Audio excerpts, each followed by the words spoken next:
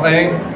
So, first and foremost, shout out po to Wilson Gloria from Bataan, who is currently a cancer patient at gonna receive treatment very soon. We hope that you beat cancer. Always remember that you have our full support, and we love you very much. Cancer lang yan, tao ka. Diba? Minsan nga po, pag may nakakaaway ako, tao rin ako. Tara, laban tayo. No, but seriously, we know that you're gonna beat cancer. Sakit lang yun.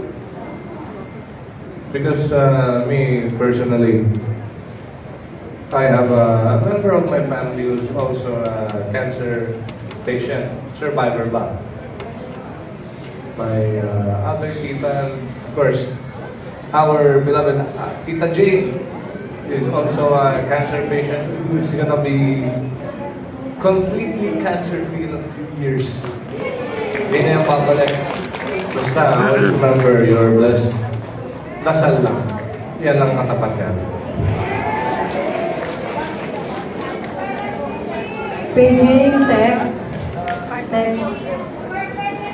While preparing for the, -1,